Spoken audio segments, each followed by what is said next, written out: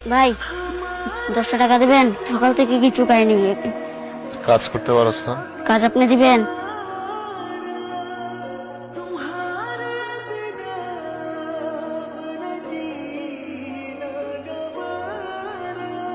I তোমার জন্য একটা সারপ্রাইজ আছে।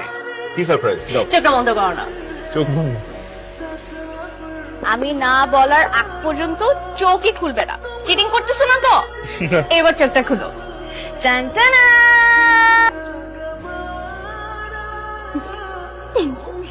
অরিজিনাল, খুব সুন্দর। বলেছিলাম না তোমার জন্মদিনে তোমার জন্য একটা সারপ্রাইজ আছে। রঞ্জু এই ঘড়িটা পরবে না। কেন পড়বে না? কারণ রঞ্জুর এই ঘড়ি পরার যোগ্যতা নাই।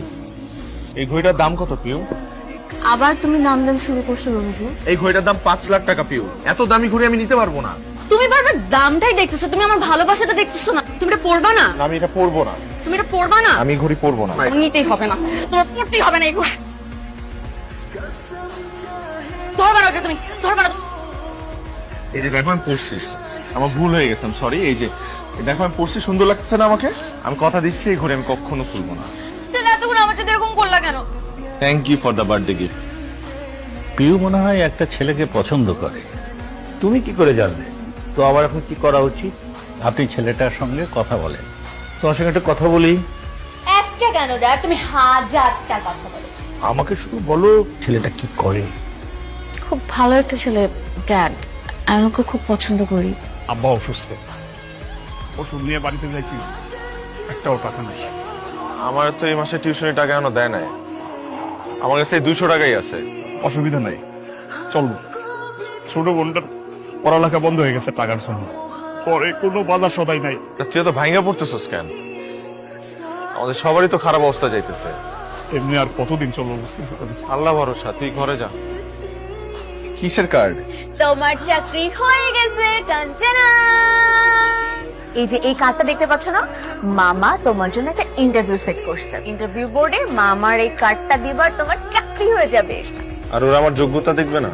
এখনকার টাইমে যোগ্যতা থেকে লিংক বেশি প্রয়োজন। লিংক ছাড়া তো চাকরি হয় না। আর সেই জবে ঢোকার একমাত্র লিংক হচ্ছে এই মামার কার্ড। আচ্ছা ঠিক আছে, যাব।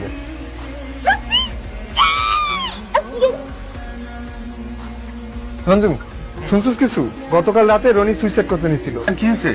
আরে ওই যে বাসা ভাড়া দিতে পারে না, এর লোকে বাইরে এলা নাকি ওরে মারতে, এই জন্য পয়জন খাইছে। আমি দেখে আসলাম মাত্র। তুই এই কথা আমার আগে বলবি না। রঞ্জু, পিউ, আমার কথাটা শোনো। কেন শুনবো? কি শুনবো? কেন শুনবো তোমার কথা? প্লিজ আমার কথা শোনো। এই চাকরিটার জন্য আমার বন্ধুটা মরতে বসছিল। আমার বন্ধুটার বাবা পঙ্গু হয়ে 4 বছর ধরে বিছানায় শোয়া। ছোট ভাই বোনের পড়াশোনা বন্ধ হয়ে গেছে। আচ্ছা, আমার বন্ধুটা সুইসাইড করতে গিয়েছিল। ওর এই চাকরিটা খুব প্রয়োজন। এটা তুমি ইন্টারভিউ না দিতে যে তোমার বন্ধুকে পাঠিয়েছো। এখন আমি আমাকে কি বলবো? মামাকে একটু বলো যাতে আমার বন্ধুর চাকরিটা হয়ে যায়।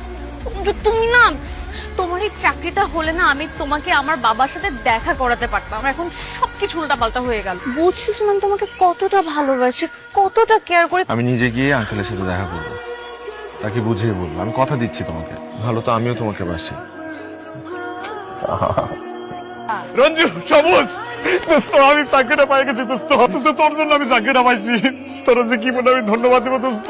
তুই না থাকলে আমি ভাইসা যাইতাম, ধ্বংস হয়ে যাইতাম দোস্ত। তুই কি মানুষ নাকি ফেরেশতা বলতো? আমি বন্ধু, আমি তোর বন্ধু। দেখবা, ডাইভ তোমাকে খুব পছন্দ। আসসালামু আলাইকুম। ওয়ালাইকুম আসসালাম। ড্যাড, ও হচ্ছে রঞ্জু, যার কথা তোমাকে হ্যাঁ। বলছিলাম। আমরা একটু কথা বলি। হ্যাঁ হ্যাঁ, শিওর শিওর। আমি তোমাকে সরাসরি কিছু কথা বলতে চাই। জি অবশ্যই।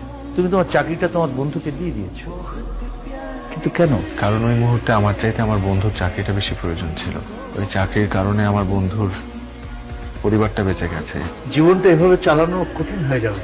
জীবনে চলার জন্য তো অনেক টাকার প্রয়োজন নেই। তোমার ড্যাডের মনে হয় আমাকে পছন্দ হয় না। ড্যাড আমার পছন্দকে রিজেক্ট করতেই পারে না, বুঝছো? এই ছেলের সঙ্গে মেয়ের বিয়ে হলে ও আমার মেয়েকে খুবই কষ্ট দেবে। আমার মেয়ে কোনোদিনই সুখী হবে না। কিরে, মন খারাপ করে বসে আছিস কেন? বিয়ে তো হয়েছে, সংসার করব কি করে? আমার হাতে একটা টাকাও নেই, ওর কোনো চাকরিও নেই।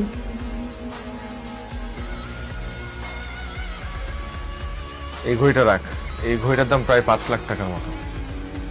এইটা বিক্রি করে তোরা সংসারটা সাজায় নিস, নে ধর। আমি আর নিতে পারবো না ভাইয়া। এটা তোদের বিয়ের গিফট হিসাবে দিলাম, আমি তো ভাই হিসাবে তোদের বিয়েতে কিছু দিলাম না, এটা রাখ। ধর এটা তুই। তোমার এই উপকার আমি কোনোদিনই শোধ করতে পারবো না ভাইয়া।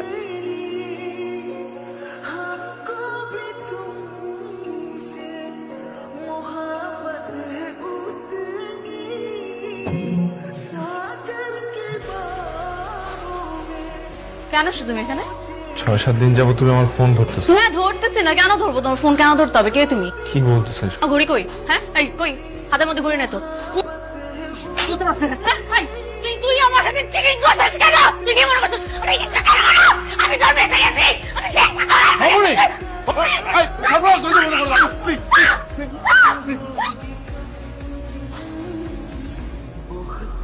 জবা, ভাইয়া আসো আসো ভিতরে আসো। তোরে যে আমি একটা ঘড়ি দিছিলাম, ওই ঘড়িটা কই? ওই ঘড়িটা তো বিক্রি করছি, বিক্রি করে আমরা 3 লাখ টাকা পাইছি, এই বাসা নিছি আর নতুন একটা দোকান দিছি। কার কাছে বিক্রি করছিস? ভাই আপনি যে ঘড়িটা পরে আছেন, এই ঘড়িটা আসলে আমার ছিল। আমি একটা পরিস্থিতিতে পড়ে ঘড়িটা বিক্রি করে দিয়েছিলাম। ভাইয়া ঘড়িটা আমি ফেরত চাই। এই ঘড়িটা আমি 3.5 লাখ টাকা দিয়ে কিনেছি। ভাইয়া এই ঘড়িটা আমার খুব দরকার। আপনি আমাকে 4 লাখ টাকা দিন, আমি আপনাকে ঘড়িটা দিয়ে দিই। 4 লাখ টাকা? জি। কিছুদিন সময় দেন, আমি আপনার কাছে টাকা নিয়ে আসবো। তো এতগুলো টাকা কিভাবে জোগাড় করবেন? জানি না। আপনার জন্য আমার কাছে একটু অফার আছে। কি করতে হবে আমার? আপনাকে একটা কিডনি ডোনেট করতে হবে। কিডনির বিনিময়ে ঘড়ি আর 1 লাখ টাকা ক্যাশ।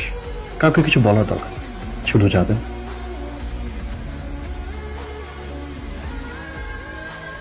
ভাই কিডনি দেওয়ার পর থেকে আমার অবস্থা খুব খারাপ। আপনি অপারেশনের আগে ঘড়ি চাইলেন, ঘড়ি দিয়ে দিলাম। টাকা পয়সা কিছুই চাইলেন না। এখন আর টাকা পয়সা চাইলে লাভ হবে নাকি ভাই? ভাইয়া আমার কিছু জানাও নেই কেন? সবুজ ভাই কিছু না করে তো কিছুই জানতাম না। আমি তো তোমার বোন, আমারই কো। ভাইয়া আমার নিজের খুব অপরাধী মনে হইতেছে। আমি কেন তোমার ঘড়িটা নিতে গেলাম? ঘড়িটা ফেরত আনতে যাই আজকে তোমার কিডনি দিয়ে দিছো। এখানে তো তোর কোনো দোষ নাই, আমার কপালে ছিল। এই ঘড়িটা ফেরত দিয়ে আমার নিজের দায় মুক্ত করতে হবে। তুই কে ঘড়িটা দিয়ে আয়। কি ব্যাপার? আরে গেটের সামনে দাঁড়ায় আছেন কেন? তুই এখানে? মানে তুই আমার বাসায় অ্যাড্রেস পাইলি কোত্থেকে? আরে আয় তুই।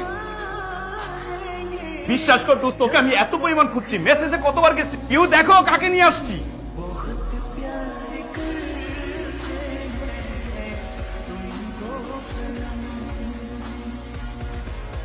এ হচ্ছে রঞ্জু, আমার সবচেয়ে কাছে বোন।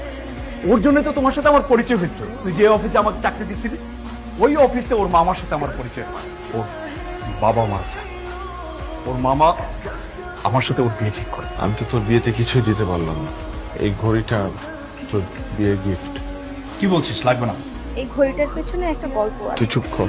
না আজকে আমি চুপ থাকবো না। আমি যখন বয়ফ্রেন্ড দিয়ে বিয়ে করবো বলে পালিয়ে আসি, তখন ভাইয়া আমাকে এই ঘড়িটা দেয়। আমি ঘড়িটা বিক্রি করি, 3 লক্ষ টাকা পাই। কিন্তু ভাইয়া এই ঘড়িটার বিনিময়ে একটা কিডনি হারিয়েছে।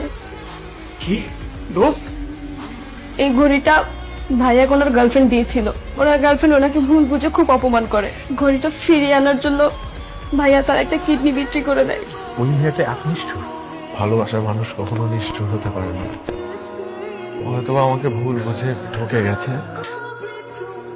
এই ঘড়ি কিন্তু জেমস বন্ড পরেছিল। ভালো থাকিস। আসি। আসে মানে? আপনারা ভালো থাকবেন।